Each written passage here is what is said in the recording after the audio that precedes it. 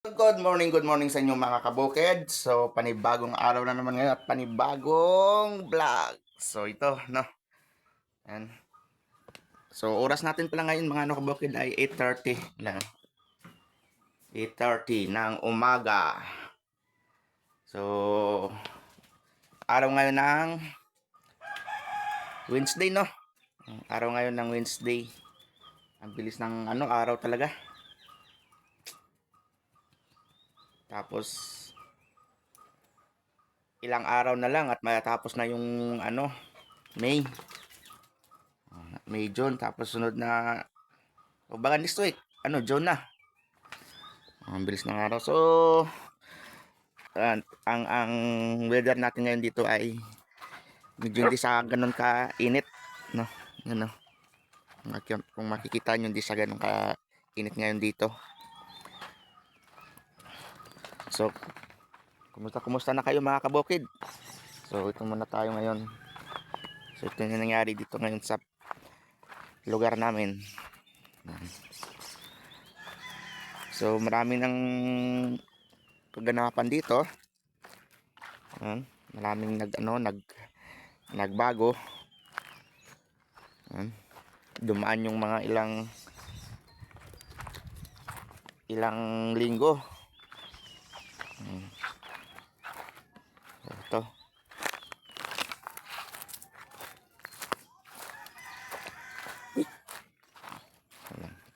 So ito yung mga pananim ko to na na nangyari. Kamatis ko wala talagang nabuhay.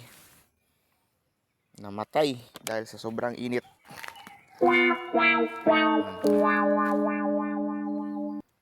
Yung mga talong ko. Pero itong kamatis ko, grabe patay Sa sobrang init ba naman dito namatay lahat.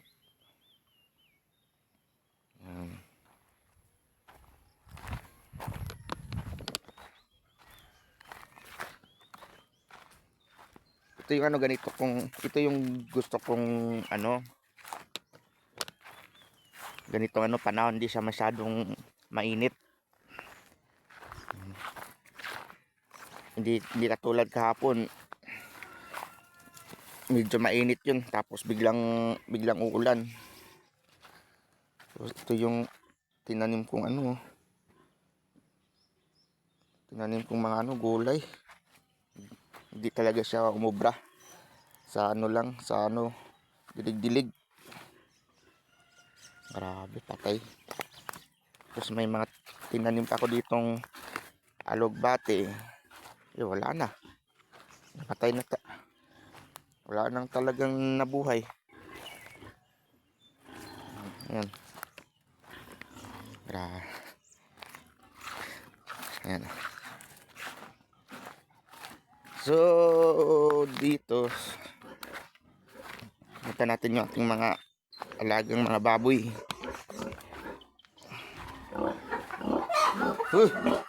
Mayroon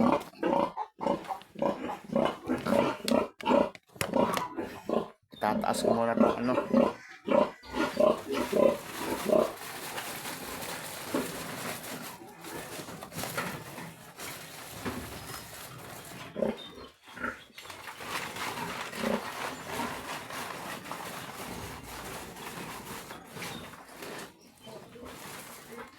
So ayun natapos ko nang itinaas tong mga para makapasok yung hangin. Para hindi siya masyadong mainitan. Kaya naman ibinabato kasi yung pag kasi umaga yung sikat ng araw doon siya galing. Matama dito sa mga alaga naming baboy, kaya binababa to siya. So ngayon hindi naman masyadong ngayon walang masyadong init. So pwede natin tong itaas para yung hangin makapasok dito.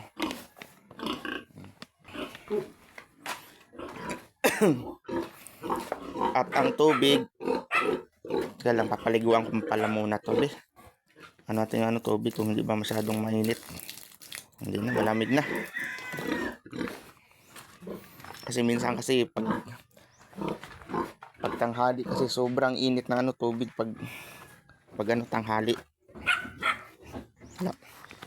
Lalo na pag ano mainit yung araw.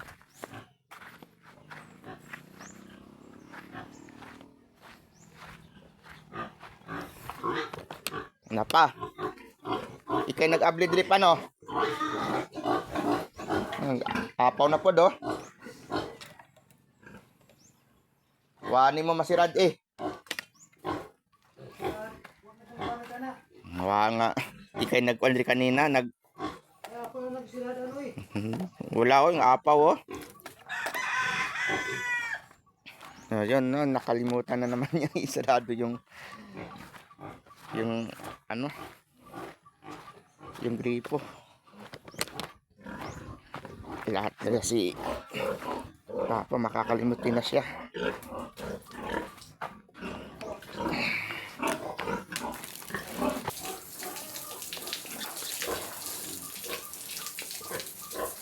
So, wala nating ang paligo ko pala dito sa mga ano baboy ano umaga at ano lang hapon. Umaga at hapon lang talaga ang ano ko dito paligo. Kasi pag ano tanghali, sobrang init na ng ano tubig. Ano pwede ka nang magano kape.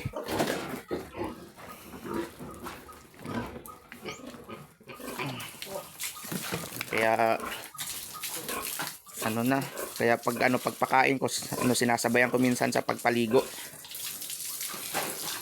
Habang kumakain sila, ano pinapaliguan ko na.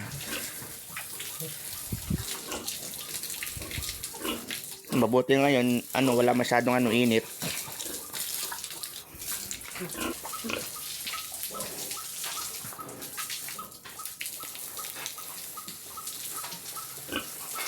So mamaya pala ko titingnan ko yung bill sa ano tubig kung anong magkaano. Kasi 27 ngayon, bayaran ngayon eh. Kuryente at tubig.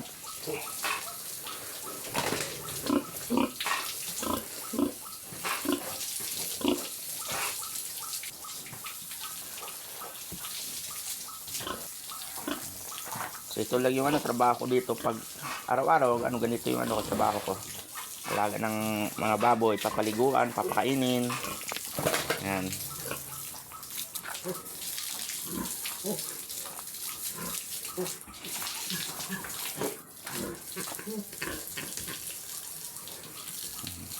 Yan. Huwag dyan. Para di kayo magsigig kahit. Kailangan natin paliguan to.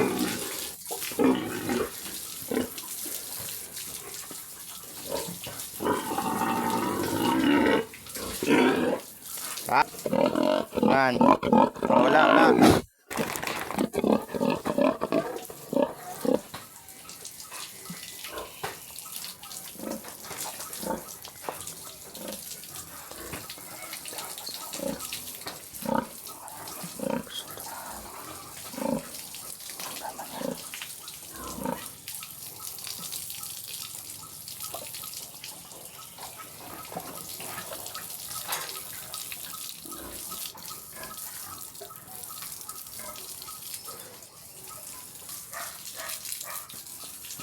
Yun.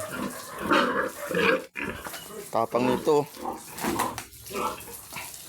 May mga baboy talaga na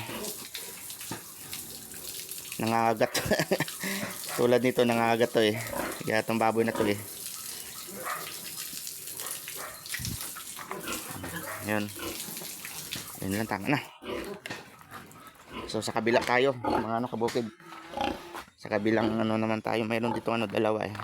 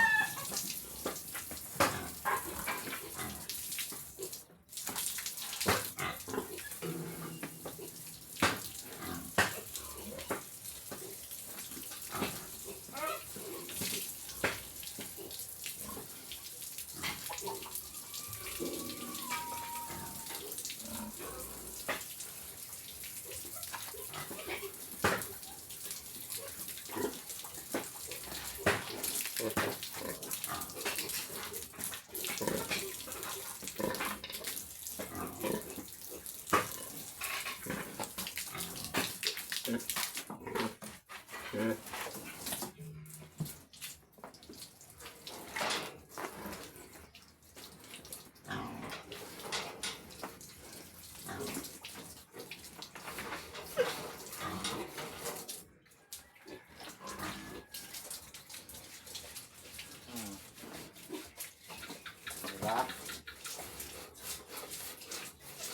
Wow.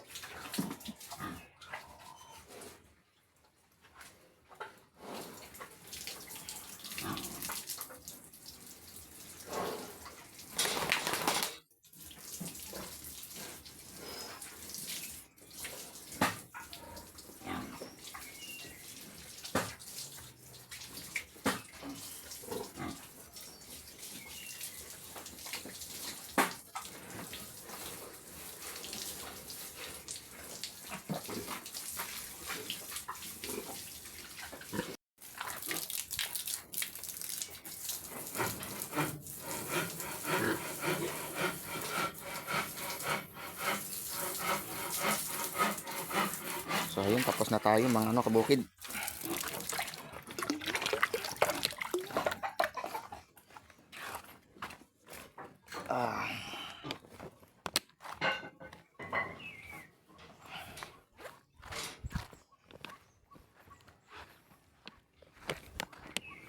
Buti pa yung tinanim kong mga ano, sibuyas.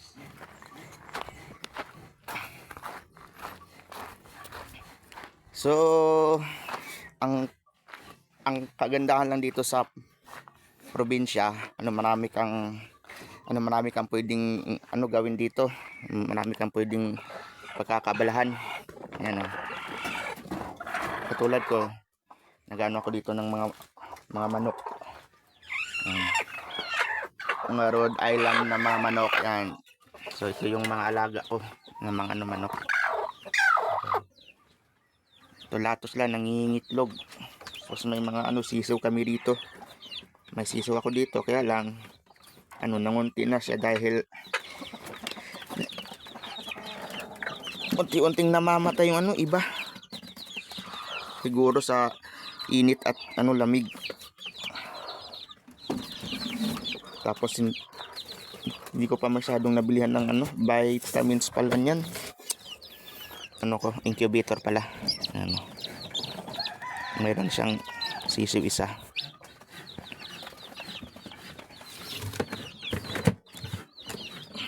Ayan. And then mga kabukid, ito. So, yung mga alaga ko ditong manok, karamihan dito puro mga Rhode Island. Puro mga Rhode Island yan. So, yun no. Yan. Medyo painit siya.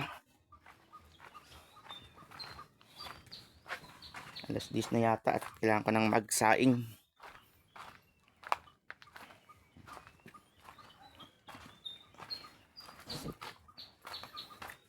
Ay gagi, pusa yung pumapasok sa loob yo. Imbis na pato yung pinapano ko dyan, pusa yung pumalit. Yun o. Tarantado kang pusa ka, labas dyan, gos. Yung mga papaya, daming daming hinog. Yung mga papaya namin dito nakalaglagan dahil sa hinog. So yun lang mga kabukid. So hanggang dito lang yung aking munting video dahil alas 9 na at kailangan ko nang magsaing pala. So yun, thanks for watching.